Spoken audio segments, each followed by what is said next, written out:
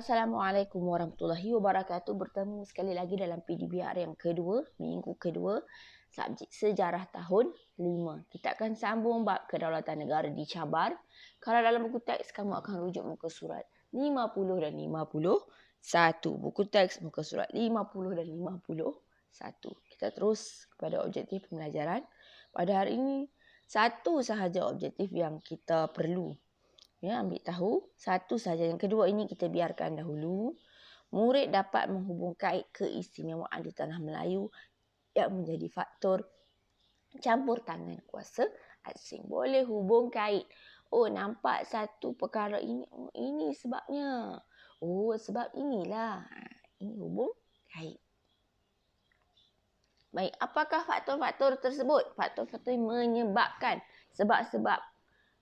Punca-punca faktor sebab punca itu kata yang samalah, perkataan yang sama. Faktor sebab punca kedatangan kuasa asing ke tanah Melayu. Ada 5, kedudukan strategik, kekayaan hasil bumi dan alam, hasil bumi dan sumber alam. Yang ketiga, penyebaran agama. Yang keempat, revolusi industri. Dan yang kelima, kemasyuran. Ada 5 sebab. Kita akan pergi satu per satu. Pertama, kedudukan yang strategik. Ada 2 di sini. Cikgu sertakan satu peta dunia. Ini yang kita namakan sebagai laluan perdagangan. Laluan perdagangan. Tengok tanah Melayu ini, Malaysia ini peta barulah ya. Tanah Melayu ini berada di tengah-tengah. Orang dulu berlayar menggunakan kapal laut. Guna lautan sebagai jalan pengangkutan. Tak pakai jalan raya. Mereka bergerak tak pakai kapal terbang. Mereka menggunakan laut. Jadi tanah Melayu ini berada di tengah-tengah. Orang kata kalau di tengah-tengah ni tempat rehat. Cuba ayah kamu bawa kereta. Cuba tanya ayah, kenapa berhenti di sini untuk isi minyak? Ada tempat rehat. Ada tempat berhenti. Ada tempat untuk kita letakkan kapal kita. Kapal layar itu. Kapal laut kita itu. Berada di tengah-tengah. Menghubungkan lautan Pasifik dan juga lautan Hindi. Benua dengan benua. Itu kita katakan sebagai laluan perdagangan. Laluan perdagangan yang utama menggunakan kapal. Pengangkutan laut. Kedua, kawasan yang terlindung. Itu kita namakan sebagai kedudukan strategik. Kawasan yang terlindung. Kapal akan masuk di Selat Melaka di sini.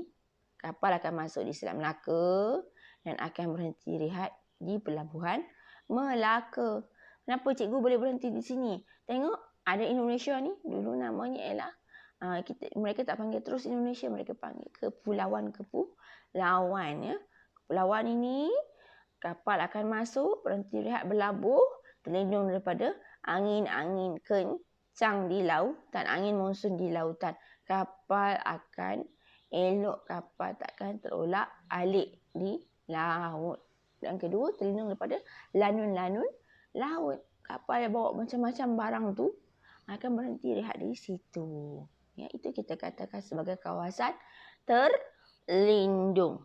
Baik. Faktor kedua ialah kekayaan hasil bumi dan sumber alam. Tanah Melayu ini penuh dengan kekayaan hasil bumi. Apa dia? Emas, biji timah, biji besi. Yang ini yang belum dilemuk, dicanai. Emas ni bukan macam emas yang kamu tengok di kedai emas. Benda ini, emas, timah dan juga besi ini berada di perut bumi kita. Digali, dikorek, dicari, mendulang. Ada aktivitinya. Menggunakan kapal korek dan alatan-alatannya. Emas, biji timah dan biji besi. Apa itu kekayaan sumber alam? Sumber alam ni yang ada di muka bumi. Ada atas, orang boleh nampak. Ada kayu balak, ada rotan dan juga ada rempah ratus. Ada bunga cengkeh, lawang, kayu manis, buah pelaga, lada hitam, gambir dan sebagainya. Di sana tak ada. Di negara-negara kuasa asing, ini semua tidak ada. Kenapa tak ada, cikgu? Nanti kamu akan belajar di peringkat yang lebih tinggi. Tanah Melayu ini istimewa kerana iklim kita sesuai untuk semua ini. Tanah kita, keasidan dan kealkalinya tanah kita ini menyebabkan emas, timah dan juga besi ada. Iklim panas, sejuk, hujan sepanjang tahun menyebabkan kayu balak, rotan dan juga rempah ratus boleh hidup di tanah Melayu. Ya, rempah ratus ni mahal ya. Sampai sekarang kalau kamu tengok rempah ni sangat mahal di kawasan-kawasan Eropah. Apa kegunaannya cikgu ni semua? Ini kegunaan. Emas tadi tentulah bernilai. Sebelum adanya mata wang, mereka menggunakan emas, simpan emas-emas. Ya, dileburkan, dicairkan, dibentuk semula menjadi ketulan-ketulan emas yang menjadi harta mereka. Biji timah tadi, mereka leburkan akan menjadi tin-tin. Ada revolusi industri di sana menyebabkan pengetinan makanan. Canning food. Sangat tinggi. Ada sistem mengawet makanan dan mereka simpan makanan. Yang ketiga, biji besi tadi digunakan untuk menggerakkan kilang-kilang mereka. Ya, selain mereka menggunakan untuk membina kereta pada kurun ke-18 dan 19. Seterusnya, kayu-kayu balak tadi digunakan untuk membaiki kapal-kapal mereka dan mereka juga ada bawa balik ke sana untuk membuat pembinaan. Kayu balak tak ada di Eropah. Banyak di kawasan sini sahaja. Rotan juga penting untuk mereka baiki kapal. Mereka bawa balik ke Eropah, bawa balik ke sebelah sana untuk mereka hasilkan bahan-bahan tertentu. Rempah tadi buat apa cikgu? Untuk masakan. Orang dulu-dulu kalau di sebelah sana mereka makan daging kan. Mereka berburu daging yang banyak. Bayangkan seekor rusa mereka dapat buru. Takkan mereka nak makan rusa seekor tu sehari. Jadi mereka nak simpan daging dengan cara yang baik. Mereka akan lumurkan dengan rempah-rempah ratus. Dan mereka akan awet dan simpan. Awet cikgu. Contoh di sini yang mudah ikan masin.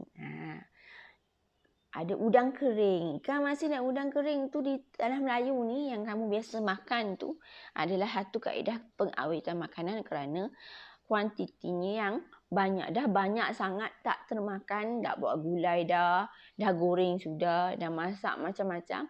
Ada lebihan lagi ikan-ikan itu. Mereka potong, jemur dan jadi ikan kering. Begitu juga dengan Eropah. Daging rusa, ya, kemudian daging kambing atau daging apa-apa sahaja yang mereka buru. Mereka tak boleh nak makan lagi. Mereka akan awet dan mereka akan simpan sebagai bekalan makanan pada musim sejuk. Jelas? Apakah kegunaan sumber alam dan hasil bumi di tanah Melayu tadi kepada mereka yang menyebabkan mereka sangat-sangat teruja, sangat-sangat nak menakluki tanah Melayu. Ya. Jelas? Baik. Faktor yang ketiga, penyebaran agama. Telah pun mereka kabarkan bahawa mereka ini beragama Kristian. Mereka mahu menyebarkan agama ini ke seluruh dunia. Salah satunya ialah ke tanah Melayu. Dan mereka mendapat galakan daripada raja, daripada pemerintah pada ketika itu. Kalau berjaya sebarkan, berjaya Kristiankan, adalah dapat ganjarannya. Faktor seterusnya, revolusi industri. Cikgu, revolusi industri ni apa? Perubahan daripada bercucuk tanam, pertanian, daripada bertani, daripada nelayan, mencari ikan-ikan di lautan. Ya, mereka berubah, menubuhkan kilang-kilang. Kilang-kilang apa? Kilang-kilang pengentilan makanan dan juga kilang-kilang pembuatan kereta dalam sistem pengangkutan. Berlaku perubahan lah. Orang dulu-dulu berubah daripada naik kapal layar, mereka berubah nak buat kereta di atas darat. Daripada bercucuk tanam dan bertani, terus makan makanan yang segar dan juga makanan yang elok. Ada banyak sangat lebihan. Dah tanam, banyak-banyak ni tak tahu nak bagi siapa. Mereka cuba mengawet makanan dan akhirnya mereka mencipta tin untuk menyimpan makanan. Menjumpai satu kaedah pengawetan makanan menggunakan pengetinan. Sebelum mengetin tu mereka ada kaedahnya yang mereka lakukan. Sama juga sampai hari ini teknologi ini telah digunakan. Betul tak? Nampak? Ada pembukaan kilang di Eropah, pembuatan kereta, tin makanan dan juga tanah Melayu ini kaya dengan hasil bumi timah dan biji besi. Tadi cikgu dah terangkan, biji timah kita boleh buat tin, biji besi kita boleh buat kereta. Biji besi juga boleh membantu macam-macam lagi revolusi industri pengilangan di sana. Baik. Faktor seterusnya ialah kemasyhuran. Mendapat galakan daripada raja-raja mereka. Sesiapa yang dapat mencari tanah-tanah baru untuk ditaluk, untuk dijajah, akan dapat ganjaran. Ini antara tokoh-tokohnya. Kita ada Sir Francis Light di Pulau Pinang. Ini ada tugunya sampai dibuat tugu. Nak jadi popular, nak diingati. Sir Stamford Raffles di Singapura juga ada tugunya di Singapura. Yang ini adalah Raja Putih, Raja James Brooke. Masyhur lah. Kan? Famous. Glamour. Apabila mereka dapat menguasai tanah Melayu. Last. Ada 1, 2, 3, 4, 5. Cikgu sebut sekali lagi. Kedudukan yang strategik, kekayaan hasil bumi dan sumber alam, penyebaran agama, revolusi industri dan juga kemasyhuran. Ada 5 sebab, ada 5 punca, ada 5 faktor kenapa tanah Melayu sangat dikehendaki oleh kuasa-kuasa asing. Okey. Tugasan pada hari ini, bina satu peta pemikiran bertajuk faktor-faktor kedatangan kuasa asing ke tanah Melayu. Cikgu akan berikan petanya, kamu akan isi dalam buku tulis. Buat. Mudah saja buat dalam buku tulis. Yang kedua, jawab soalan-soalan kuis. Ini peta pemikirannya. Dah ada tadi. Kita belajar menggunakan peta ini hari ini. Peta pokok. Okey. Itu sahaja untuk hari ini. Sekian. Assalamualaikum.